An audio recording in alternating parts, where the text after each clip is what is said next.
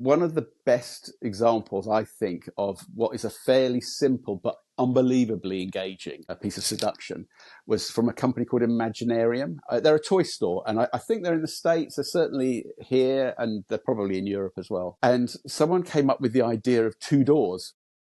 So the first door is a big normal one that you might go through into a shop. And the second one just sits next to it and is pretty much designed for 6-year-olds. It's their size. It's only the size for the 6-year-old.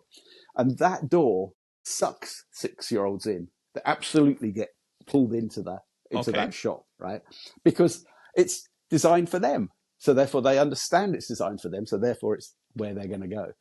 And as far as I know, I think that was an internal that the teams came up with as an idea. And it's just beautiful. I actually spent a little bit of my time looking at people as they were going past the toy store.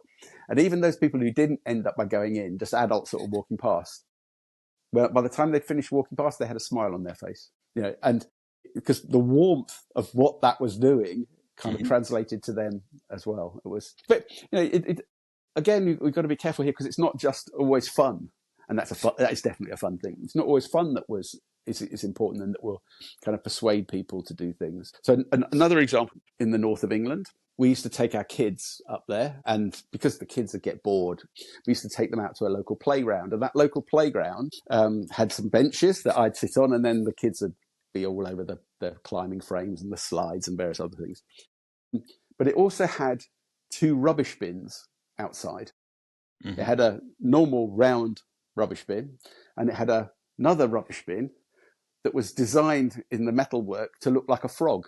I mean, it was incredible. It was a really lovely thing. Okay. And I just sat on the bench and watched people using those rubbish bins. And you know what? Probably only 1 in 10 people used the frog bin.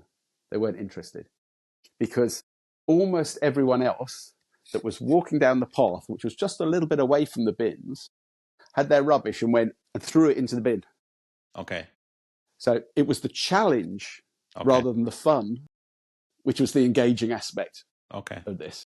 So there are certain things which trigger different types of behavior and different types of seduction. And sometimes it can be a challenge. Sometimes it can be fun. There are a whole load of other things that you could think about. Again, if you have an expectation, it's more likely to be wrong than right. So that ability to be able to test, try it out, is always critical to any of those kind of seductive techniques.